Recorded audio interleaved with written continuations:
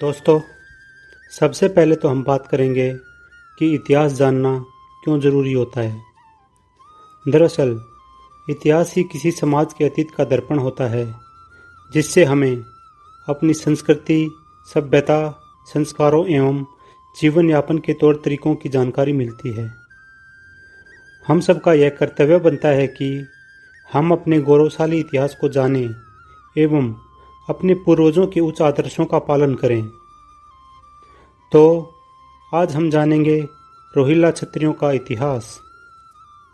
मध्यकालीन भारत में जब हमारे देश का क्षेत्रफल लगभग 42 लाख वर्ग किलोमीटर हुआ करता था, तब रोहिल्ला साम्राज्य लगभग 25,000 वर्ग किलोमीटर में फैला हुआ था। रोहिल्ला राजपूतों का एक कबीला था। जैसा कि हम जानते हैं, प्राचीन भारत में प्रचलित विभिन्न कबीलों के नाम धीरे धीरे उनके गोत्र में परिवर्तित हो गए थे। उसी प्रकार इस कबीले के नाम पर रोहिल्ला गोत्र की उत्पत्ति हुई। इस कड़ी में सबसे पहले हम बात करेंगे रोहिल्ला शब्द की उत्पत्ति की। रोहिल्ला शब्द भारत के गौरवशाली इतिहास का एक अभिन्न अंग है। यह वही शब्द है जो वीर क्षत्रिय राजवंशों व इतिहास की वीर गाथाओं से परिचय करवाता है। जैसा कि हम जानते हैं, प्राचीन भारत में संस्कृत एवं प्राकृत दो भाषाएं मुख्यतः प्रचलित थी। संस्कृत जहाँ विद्वानों की भाषा थी, तो प्राकृत आमजनों की। रोहिल शब्द प्राकृत भाषा और खंड संस्कृत भाषा का शब्द है, जिससे रोहिल्ला शब्द बना।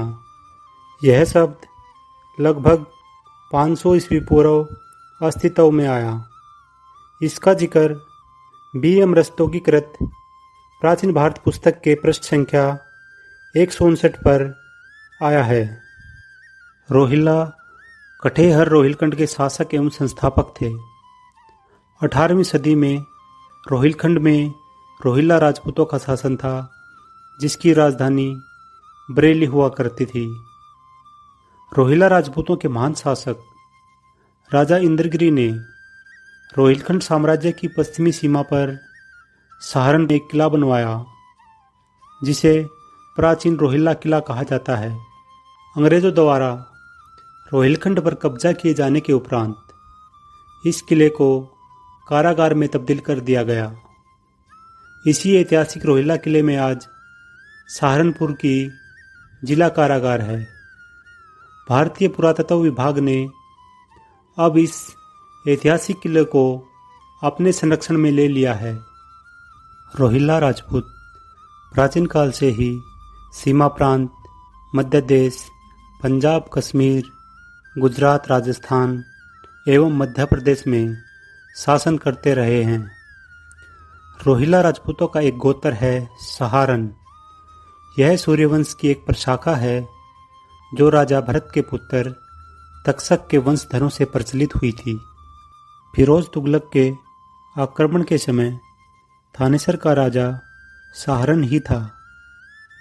दिल्ली में गुलाम वंश के समय रोहिलखंड की राजधानी रामपुर हुआ करती थी।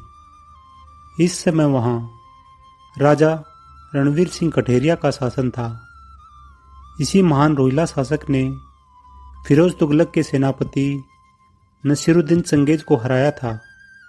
इनके अदम्य साहस से दिल्ली के सुल्तान इस कदर खौफ में थे कि उनका रोहिलखंड पर सीधे आक्रमण करने का साहस नहीं होता था।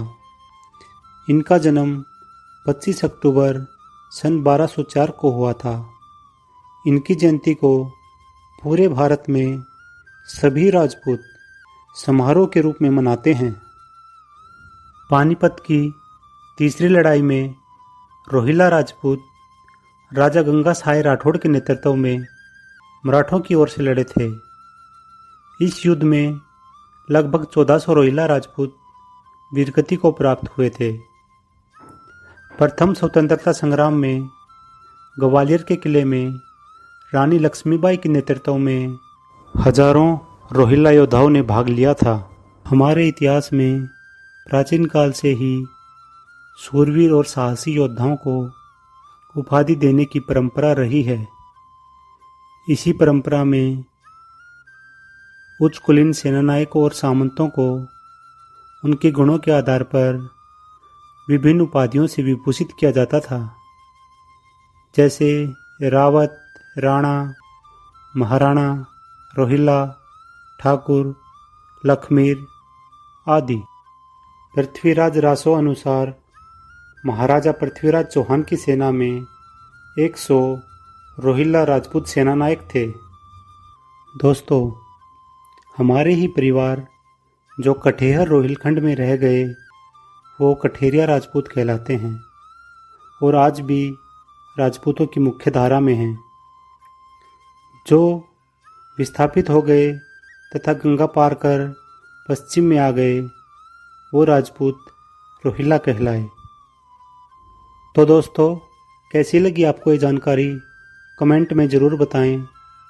अगली वीडियो में मैं आपको शूरवीर महान सम्राट महाराजा रणवीर सिंह रोहिला एवं सहारनपुर किले के इतिहास के विषय में बताऊंगा। कृपया करके चैनल को सब्सक्राइब करना ना भूलें। धन्यवाद।